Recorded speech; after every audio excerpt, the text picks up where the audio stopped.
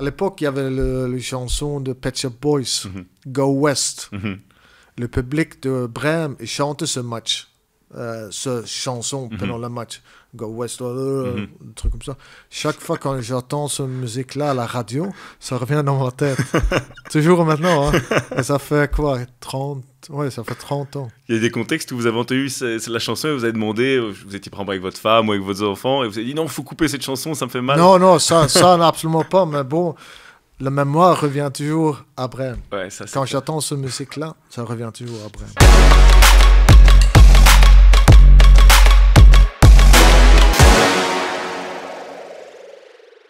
Par Zetterberg, je vais commencer par vous lancer des fleurs en disant que vous êtes peut-être la définition du football anderlechtois des années 90 et 2000. Je vais faire quelques chiffres pour vous présenter à tout le monde. 379 matchs avec Anderlecht, 6 titres de champion, 2 souliers d'or. Vous m'interrompez si je dis des bêtises. Vous êtes également passé par Charleroi, où vous avez joué 67 matchs, ainsi que par l'Olympiakos avec une grosse centaine de rencontres et 3 titres de champion de Grèce au compteur. Et vous avez également porté fièrement la Vareuse de la Suède à 32 reprises. Je suis complet ou vous voulez qu'on ajoute les buts et les stats? Non, c'est à part que j'ai gagné la coupe. Ouais, c'est vrai, la coupe en Grèce et en Belgique. Ouais, donc voilà. Deux. Ouais. Voilà. Deux fois en Grèce et une fois en Belgique. Et parce que j'ai quand même fait mon travail, il y a quand même 120 buts et plus ou moins 70 assists. Donc c'est quand même des belles statistiques. Ouais. Et voilà, ça fait 35 ans pile poil que vous avez commencé à Anderlecht, votre carrière qui a duré... Ouais, mon premier match en équipe première. Exactement. Parce que j'étais arrivé à 87. Ouais. Et donc c'est en 93 que vous avez joué votre premier match. Ouais. 35 ans, beaucoup de souvenirs. Et je voulais justement vous poser cette question pour commencer. Votre meilleur souvenir de votre carrière, ce serait quoi? Le dernier match contre Zulte Waregem, 2006. Vous avez lu la feuille parce que c'est exactement ce que j'ai écrit. Non, absolument pas. Parce que bon... quand tu gagnes des titres, c'est toujours spécial le premier et la dernière. Mais bon, ce match-là contre Zulte Waregem, moi j'avais décidé avant la saison que contre Zulte Waregem, ce sera mon dernier match. Et maintenant, le dernier match, c'est aussi pour le titre. Soit on gagne le titre, soit on le perd. Mais ce sera mon dernier match. Et maintenant, on gagne le match. Devant notre public, avec de beau temps, 25 degrés, le stade rempli, et on gagne 3-0. On est champion.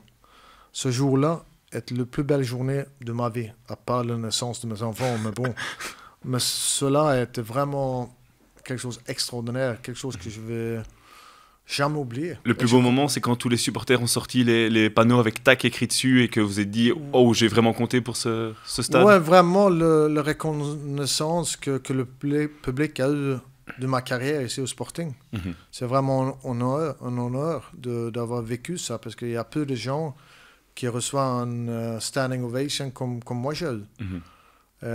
J'étais vraiment heureux, content. Ça montre que j'ai montré le respect vis-à-vis des supporters pendant toute ma carrière ici au Sporting. Que j'étais important pendant ma carrière pour eux, comme ils étaient très importants pour moi, parce que moi, je n'aurais jamais su faire ma carrière sans l'aide du public. Est-ce qu'à un moment dans votre tête, quand vous montez sur le terrain contre Zulte Waregem, vous dites ça va peut-être être la fin de carrière cauchemardesque, on va peut-être perdre ce titre, et je vais peut-être partir par la plus petite porte possible après avoir fait une superbe carrière ici. Ça vous a un peu trotté en tête en disant ça peut arriver? On réfléchit quand même, hein, parce que bon, je sais que Standard joue contre la Gantoise. Et bon, on ne savait pas exactement le résultat, mais une fois que la Gantoise a marqué le premier goal, je sentais que le match était fait, parce que bon, il fallait que le Standard gagne 2 goals, marque 2 goals, et que nous autres, on casse 1 contre Zulte. Là, je ne croyais pas qu'on allait perdre, mais avant le match, j'essayais quand même de bloquer le mauvais signal que pouvait venir dans ma tête. So, bon, j'étais quand même très positif parce qu'on avait une très bonne équipe à l'époque, avec beaucoup de très bons joueurs, un bon groupe, avec un bon staff. So, j'étais très confiant. Dans votre carrière, votre plus beau but ou votre plus bel assist, ce serait quoi? Le but que je retiens comme ça, que à mon avis, pas mal de gens retiennent, c'est le coup franc contre Standard. Le 2-0 contre Standard, l'avant-dernier match ici au Parc, 2006, quand on gagne 2-0. Vous pouvez encore le décrire, ce but? Je rate un penalty au début du match, quand c'est 0-0. Et puis, Serrat marque 1-0. Et puis, à la 70e minute, il y a un coup franc 10 mètres de 16 mètres. Moi, je le prends le coup franc et je le brosse au-dessus le mur, plein dans le quart, mais c'est 2-0. Et ce goal-là, c'est ça qui me retient dans ma tête. À mon avis, j'ai eu de plus belles buts que j'ai marqués pendant ma carrière, mais c'est ce goal-là qui reste gravé dans le mémoire. De par le contexte, parce que c'est le Standard aussi. Justement, le contexte, le match était important parce que c'est le Standard gagné contre nous et c'était champion. C'est bon, c'était un match important. Et rater un penalty après 6 minutes de jeu, je crois que c'était... Ça, c'est un cauchemar. Hein. C'était vraiment un cauchemar parce que ça pouvait être que père, c'est pas bien. En plus, mes parents étaient dans la tribune, ma femme était dans la tribune, les enfants étaient là. C'est bon, c'était un match important pour tout le monde. Pas uniquement pour moi, mais aussi pour les supporters et tout le monde. Votre plus grand match, justement, à Anderlecht ou ailleurs, c'était lequel? Aucune idée. Le plus grand, mais le plus spécial, c'est un de mes premiers Champions League, le match contre AC Milan ici à la maison, quand on faisait 0-0 contre le grand Milan. Il y avait qui dans l'équipe en face? Papin, Albertini, Maldini, Baresi, tous les grands joueurs de Milan. On jouait sur un terrain de neige. Le terrain était gelé, neigé. C'est aussi une mémoire qui me reste gravée. À mon avis, j'ai fait des autres meilleurs matchs que ça. Mais c'est ce match-là qui reste gravé. Et en quoi il était spécial ce match-là, justement? C'était mon premier match de Champions League. Et puis accrocher ce grand Milan, vous étiez jeune à l'époque. Une équipe qui était nettement meilleure que le nôtre. Mais à l'époque, 93-94, on avait vraiment une très très bonne équipe au Sporting. Avec des grands joueurs. On a quand même su rivaliser 2 matchs contre le grand Milan. On a fait 0-0 à San Siro aussi. Vous dites que ça c'est votre match dont vous vous souvenez le plus, c'est un match nul. Votre plus belle victoire, c'est laquelle?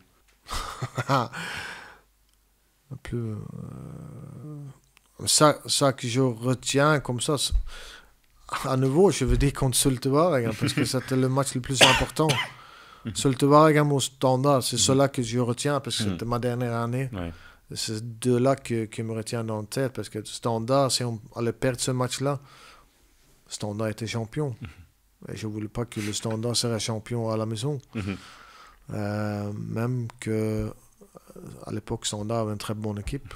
Et on gagne 2-0 et puis Zulte, comme je viens d'expliquer. Oui, c'est clair. Et le match, si maintenant vous deviez, sur le papier, on vous donnait un pouvoir magique et vous pouviez rejouer un match Oui, il y a un match, le match à Coupe d'Europe à Brême. Oui. Le match, aussi la saison 93-94. Brême était champion d'Allemagne. On va là, on mène 0-3 à la 70e minute contre le champion d'Allemagne. On joue un football fantastique. Et on perd 5-3. Sur 5 goals en encaisse en 20 minutes. Si je pouvais rejouer ce match, j'aimerais bien. Justement, il s'est passé quoi dans ce match? C'est un match légendaire négativement pour le Sporting. Qu'est-ce qui s'est passé? On a eu plein d'explications, mais la vôtre, c'est quoi? Aucune idée, parce que bon, on jouait tellement bien. Pendant longtemps dans ce match-là, on n'avait aucun problème avec les Allemands. On connaît leur qualité. Physiquement, ils étaient très forts. Ils avaient une très très bonne équipe. Otto Rehhagel était entraîneur. On connaît la façon qu'ils jouent. Et puis, une fois qu'ils marquent le premier goal, 3-1, 1-3. Et là, on ne savait plus le suivre parce que physiquement, c'était au-dessus de nous autres à la fin. Okay. Peut-être qu'on était trop sûr d'avoir gagné le match. Mais tu peux pas être sûr de gagner un match contre les Allemands. Parce que les Allemands, c'est là jamais tombé le bras. Vous avez mis combien de temps à vous remettre de ça? De longtemps. Ça a duré longtemps. C'est encore un peu dans la tête maintenant. Ouais, toujours. Hein. Parce qu'à l'époque, il y avait les chansons de Pet Shop Boys, Go West. Le public de Brême chantait ce match, cette chanson pendant le match. Go West, un truc comme ça. Chaque fois quand j'entends cette musique-là à la radio, ça revient dans ma tête. Toujours maintenant. Hein. Et ça fait quoi, Ouais, ça fait 30 ans. Il y a des contextes où vous avez entendu la chanson et vous avez demandé, vous étiez par exemple avec votre femme ou avec vos enfants, et vous avez dit non, il faut couper cette chanson, ça me fait mal. Non, ça absolument pas, mais bon, la mémoire revient toujours après. Ouais, Quand j'attends ce musique-là, ça revient toujours après. Pour revenir sur le positif, la meilleure équipe avec laquelle vous avez évolué, c'était laquelle? Je crois que la meilleure équipe que j'ai... Je crois que l'équipe qu'on a eue en 93-94. Il y avait qui dans cette équipe? De Wild, Crasson, Rutjes, Albert, Fassavel, De Wolf, Emmers, Nillis, De Gres, Bosman, Wallem. Difficile de faire beaucoup mieux à l'époque. Il y avait encore des joueurs. Boffin. Il y en a encore que j'ai oublié. Et qu'est-ce qu'il y avait de spécial dans cette équipe? C'est juste toutes les qualités, tout non, se mettait bien ensemble. Il n'y avait pas vraiment une équipe sur le terrain. Il y avait deux équipes qu'on pouvait mettre 22 joueurs sur le terrain. Parce que c'était vraiment de tout bon niveau. Et est-ce que c'était pas justement un vestiaire qui devenait dès lors un peu plus difficile à gérer, tellement il y avait de la qualité? Non, parce que Boskamp était exemplaire de gérer un vestiaire à l'époque. Lui et Jean Dox. Dans quel sens? Ouais, non, parce que bon, il savait comment il fallait prendre chaque joueur. S'il y avait un respect mutuel envers tout le monde. Et tout le monde faisait le travail parce que c'était vraiment des gagneurs. On n'acceptait pas de perte. Si tu ne faisais pas ton travail à l'entraînement ou des trucs comme ça, bon, tu savais bien que tu vas te mettre sur le banc après. Ah oui, c'était... Tout le monde se battait vraiment et il y avait vraiment de tout au niveau. Ok. Et justement, c'est à cette période-là que vous avez vécu peut-être vos plus belles engueulades dans le vestiaire, ou alors c'est une autre période, il y a un moment où ça a crié fort dans le vestiaire qui vous a marqué?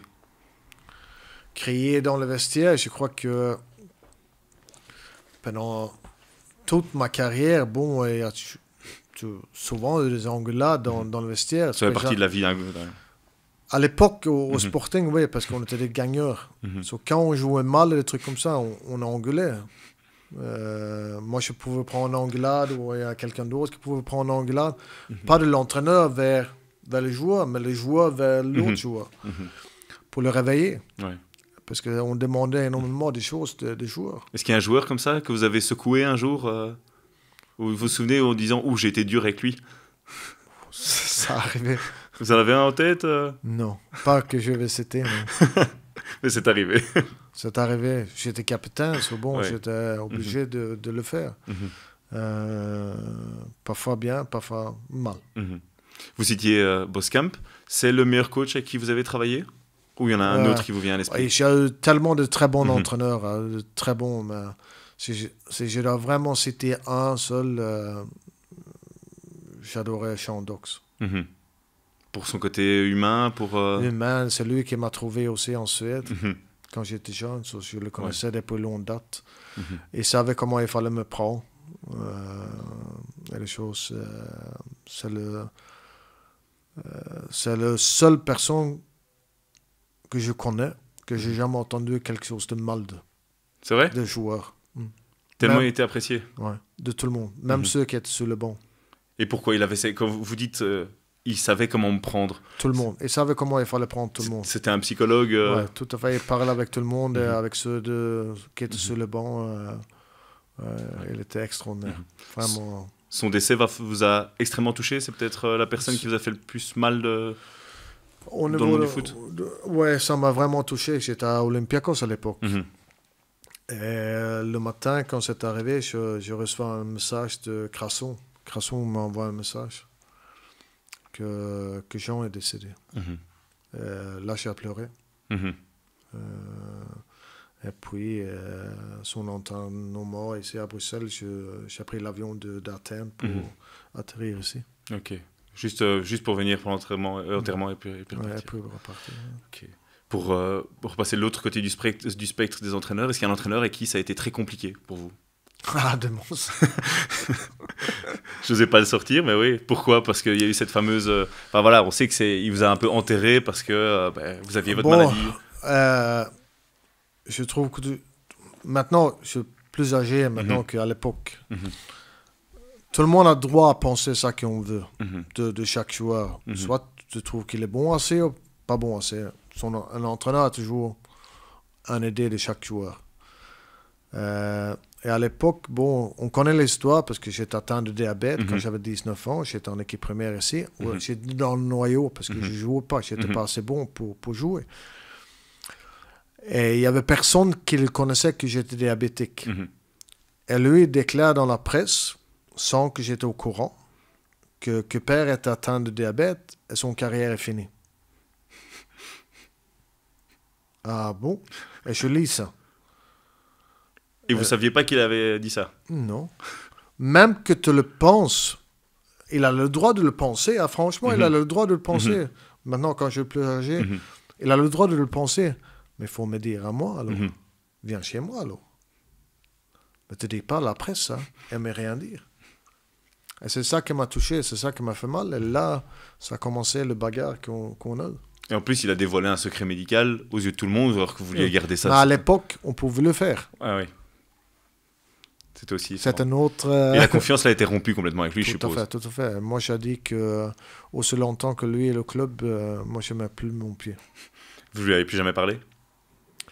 J'ai dit, oui. J'ai serré la main, dit bonjour. Mais c'est tout. Oui, j'ai rien... Non, mais je le veux pas, absolument pas. Je suis pas rancunier envers de lui, absolument pas. Mais c'est pas un ami de moi. Ouais, ouais. Ça c'est clair. Il a le droit de penser ça qu'il veut. Hein. Il a tout le droit. Mais bon, à l'époque, ça m'a fait mal. Ça m'a touché. Il aurait pu tuer votre carrière aussi. Justement. Mais bon, c'est une autre époque hein, que maintenant. Hein, parce que s'il aura fait la même chose maintenant, ça aurait été différent. Je pense qu'il y avait peut-être un procès ou quelque chose comme ça. Je crois que ça aurait été différent. Mais bon, heureusement que c'est à l'époque, parce que moi, je savais le prendre et ça m'a aidé à stimuler de devenir le joueur que j'étais. Ok. Parce que je voulais le montrer que j'étais meilleur que ça qu'il pensait. Ouais. Ça m'a stimulé. Ok, d'accord. Je ne dois pas dire qu'il m'a que fait de tort. Il m'a poussé aussi. Finalement, merci à Domos. Non, je plaisante. Non, mais en partie, je veux dire, parce que... Bien sûr. Tu sais, j'ai eu le vouloir de montrer le contraire à ça qu'il pensait. Je vais faire revenir quelques souvenirs de vestiaire dans votre tête, en vous demandant quel joueur le plus fort contre qui vous avez joué. Zidane. Difficile de faire mieux hein, à l'époque. C'était... Il jouait où à l'époque, quand vous avez joué contre lui? Équipe de France. Ok. Et qu'est-ce qui vous avait marqué chez lui? J'ai joué contre lui en équipe de France et contre Juventus. Ok. Vous avez changé son maillot, enfin de maillot? Non, absolument pas, non. J'ai eu des champs. Ok. Ouais, beau souvenir quand même ça. Ouais, tout à fait. Non, tu ne savais pas lui prendre le ballon. Je me rappelle encore, hein, on a joué à Parc des Princes en France. France contre la Suède. L'équipe de Suède est une très bonne équipe à l'époque. Ça, c'est 97, je crois. Juste avant qu'ils gagnent la Coupe du Monde en 98. Et on joue. Et à l'époque, c'était moi, Swartz et Tern au milieu de terrain. Très bon joueur. Hein. Et Zidane était juste entre nous trois. Au milieu de nous trois. Il reçoit le ballon. Nous trois, va vers Zidane et fait le rouleau. Tu sais comment il a fait. Hein. Sa roulette là. Nous trois là, on est restés bloqués. Et lui, il est parti d'un côté. Nous autres, on reste toujours bloqués. Hein. Il est parti comme ça. Et je dis, mais c'est pas possible. Ça, j'ai jamais vu. Je me sentais comme un gamin de 10 ans. Franchement, j'étais vraiment impressionné. Hein. Ah ouais, ça m'a vraiment choqué comment tu pouvais être aussi fort que lui. C'était impressionnant, franchement. Et pour parler de vos équipiers, on est ici au Sporting Anderlecht dans le stade. Le meilleur joueur avec qui vous avez joué ici dans ce stade, c'est qui? Oh là là là, j'en ai tellement de joueurs ici que je ne pourrai jamais citer un seul. C'est impossible parce que à l'époque, j'ai eu la chance de pouvoir jouer avec tellement de bons joueurs. Il y a eu pratiquement tout le monde que je jouais avec était d'un très haut niveau. Mais si je dois sortir quelques-uns, je prends Nilis, tu as De Grace, tu as Albert, tu as... Ça, c'est l'ancienne génération, plutôt des années 90, des années 2000, quand à votre tour, il y avait qui ouais, alors? ouais, et puis après, tu as Aruna, qui était quand même extraordinaire. Tu as Köhler, Radzinski, tu as cette époque-là. Tu as Vincent. Vincent Compagnie, oui, bien sûr. Ouais. Vous avez vu éclore. Qu'est-ce que tu as encore? Il y a eu tellement de joueurs que je sais pas. Et là, on parlait de qualité, mais juste très rapidement, en termes de personnalité, une personnalité qui vous a marqué, quelqu'un qui était un peu plus fou que les autres, quelqu'un qui était un peu plus hors du commun. Celui qui était le plus proche, je veux dire, tout ça, Philippe de Wild. Incroyable. C'est le meilleur gardien que j'ai jamais joué avec. C'était vraiment un monstre pour être un gardien, physiquement, pro et tout ça. Incroyable. Monstre de travail, quoi. Un monstre de travail, incroyable. Il ne faut pas oublier qu'à l'époque, on courait tous ensemble. C'est pas comme maintenant avec un montre, une pulsation, et trucs comme ça. Et le gardien avait toujours une plus faible condition physique que nos autres joueurs. Mais lui était toujours un des meilleurs. Pour courir. Elle était incroyable. Fit, incroyable. On retiendra que Philippe de Wild est un bon jogger. Merci beaucoup, Père Zetterberg, pour cette interview. C'est rien, avec plaisir. Avec plaisir.